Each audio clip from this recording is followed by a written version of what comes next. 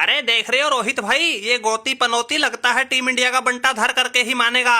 क्या घंटा का कोच है ये, इसकी सिखाई हुई टीम अपने घर में ही 124 रन ना बना सकी। जब ये कोच बना तब दावे तो ऐसे ठोक रहा था, कह रहा था मेरी देखरेख में टीम को ऐसा बना दूंगा जो एक दिन में 400-500 रन भी बना देगी, अगर जरूरत पड़ी तो पिच पे 2-3 दिन भी बिता देगी। लेकिन इस साउथ अफ्रीका के खिलाफ पहले ही टेस्ट मैच में इसके सभी दावों की पोल तो खुल ही गई, साथ में इसने तो टीम इंडिया का मुंह और काला करवा दिया। अरे कोहली भाई बिल्कुल ठीक करे हो, ये सब इसी का किया धरा है, वरना हम इतनी जल्दी संन्यास लेने वाले नहीं थे। इसी की तिकड़मबाजी ने किया था हमें मजबूर, और सुना है आजकल टीम में उसी को जगह मिलती है जो कहता है इसको जी हजूर। हाँ जी कोच साहब, क्या हुआ, निकल गई हवा? अरे कैसी टीम है तुम्हारी, अपने घर में ही सिर्फ 93 रन पर सिमट गई। 5 दिन का मैच सिर्फ 2.5 दिन में हार गए।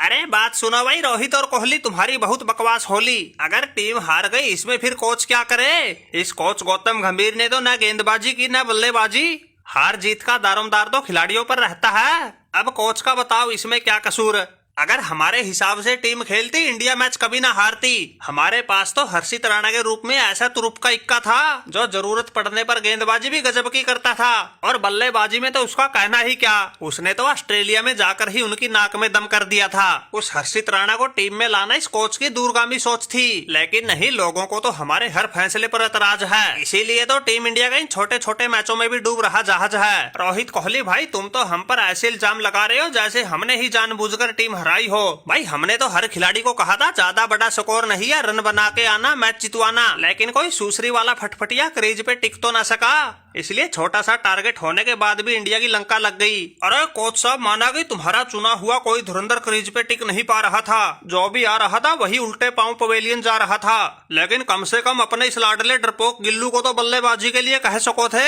ऐसे तो इसकी गर्दन भी नहीं टूटी थी, थोड़ा बहुत खिंचाव तो हर किसी के हो जाता है। अगर ये दोनों पारियों में बल्लेबाजी करने आता 10-10, 15-15 रन तो जरूर बनाता, बस इतने में ही इंडिया मैच जीत जाता, और इसमें कौन सी बड़ी बात थी। लेकिन नहीं, जैसा गुरु वैसा चेला, इसीलिए तो दक्षिण अफ्रीका ने घर में घुसकर तुम्हें पेला।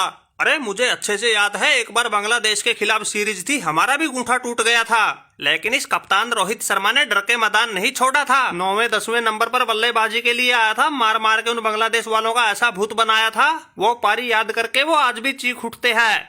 कप्तान का काम डरना नहीं, सीना तान के आगे अड़ना होता है। अब देखो कैसे बैठा है गिल्लू भाई, टाके गर्दन में आए हैं पिछवाड़े में। अरे रोहित भाई रहने दो, ज्यादा मजाक मत बनाओ। अरे बल्लेबाजी तो हम कर लेते, लेकिन हमारी तो भाई गर्दन में सच में चोट थी। अरे रहने दे गिल्लू भाई, रहने दे, तुम्हारी नीयत में खोट था। तुमने देख लिया था गेंद टप्पा कहीं खा रही है, जा कहीं रही है, इसलिए डर के मारे बल्लेबाजी करने नहीं आए। अरे कोहली भाई, जो तुम कह रहे हो ये तो हमने दूसरी पारी में सोचा था, पहली पारी में तो मैंने सोचा क्यों ज्यादा रिस्क लिया, मेरे बगैर भी काम चल जाएगा। उन ठठेरों से 159 रन बने थे, सोचा था हमारे वाले अच्छी खासी बढ़त बना लेंगे, लेकिन मुझे क्या पता था वो ऐसे घर में ही मुंह काला करवा लेंगे। फिर दूसरी पारी में तो भाई गेंद इतनी ज्यादा घूम रही थी, उसका कुछ हिसाब किताब ही नहीं था। मैं क्रीज पे आकर भी चाहकर भी कुछ नहीं कर सकता था, इसलिए मैंने इस झमेले से दूर रहना ही ठीक समझा।